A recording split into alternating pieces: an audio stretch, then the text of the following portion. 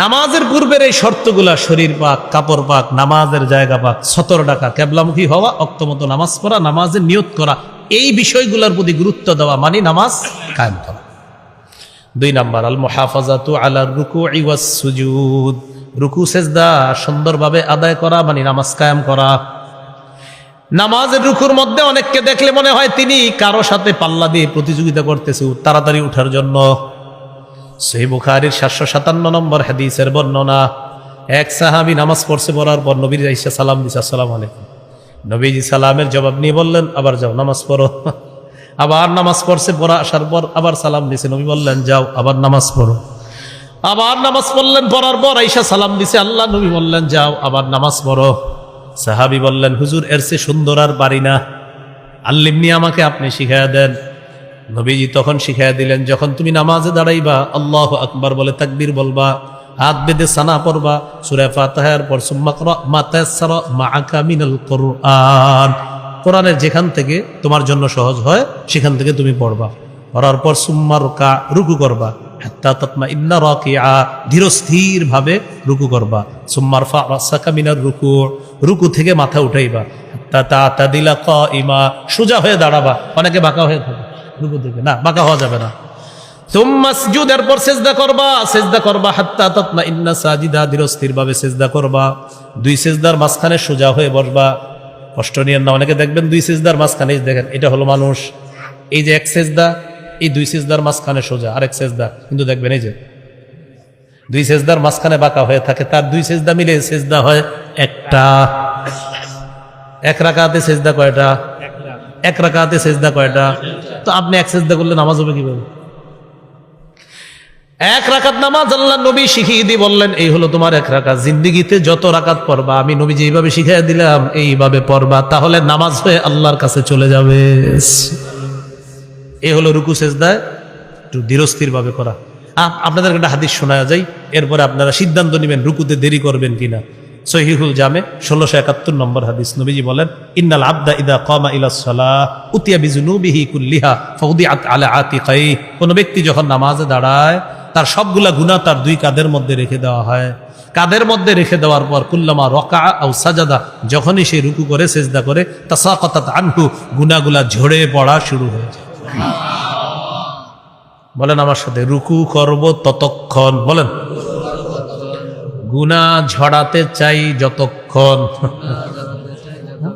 তাহলে আপনি যদি তাড়াতাড়ি ওঠেন তো গুনার মিটারও কম হবে, যতক্ষণ থাকবেন ঝরার মাত্রা তত বেশি হবে।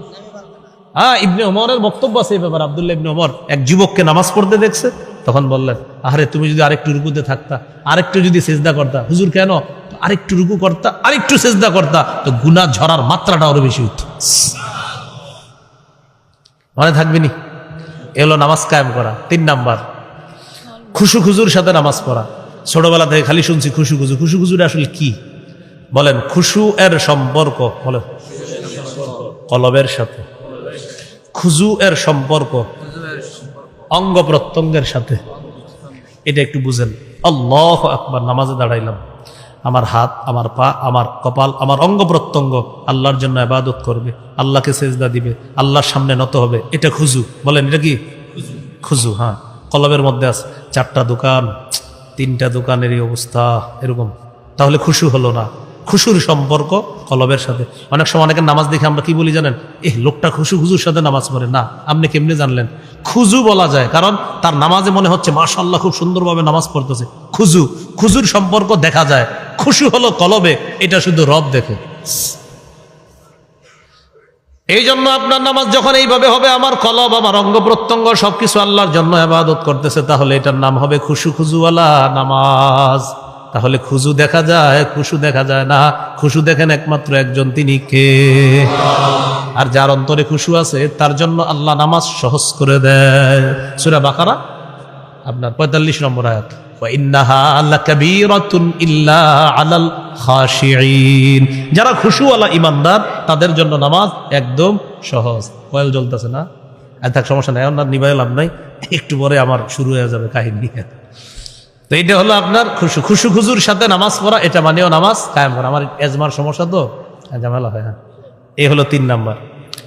4 নাম্বার পরিবারকে নামাজের কথা বলা। সূরা তাহা 132 নম্বর আয়াতে আল্লাহ বলেন, ওয়ামুর আহলাকা বিসসালাত ওয়াসতাবির আলাইহা, আপনি পরিবারকে নামাজের হুকুম করেন এবং ধৈর্য সহকারে নিজেও নামাজ পড়েন। এটা হলো 4 নাম্বার, নামাজ কায়েম করা। 5 নাম্বার, রাষ্ট্রের সব মুসলমান যেন নামাজি হয়ে যায়, এই চেষ্টা করা মানেও নামাজ কায়েম করা। বাকি রাষ্ট্রের মুসলমানরা নামাজি হবে, এই চেষ্টাটা 1 নাম্বার যিনি করবে তিনি রাষ্ট্রপ্রধান। এরকম রাষ্ট্রপ্রধান আমগো কপালে আছে কিনা আল্লাহ তাআলা জানেন। এই জন্য এরকম একজন রাষ্ট্রপ্রধানের জন্য দোয়া করা। আল্লাহ 4 গুণওয়ালা একজন রাষ্ট্রপ্রধান আমাদেরকে দিয়ে দিয়েন।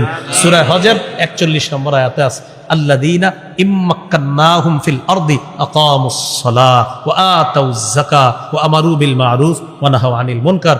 যাদেরকে আমি রাষ্ট্রীয় ক্ষমতায় বসাই তাদের মৌলিক কাজ হবে 4টা, নামাজ কায়েম করবে, যাকাত প্রতিষ্ঠিত করবে, সৎ কাজের আদেশ করবে, ইউমিনুনা বিল গায়বি ওয়া ইউকিমুনাস সালাহ। এ পর্যন্তই থাক। আল্লাহ তাআলা আমাদের সকলকে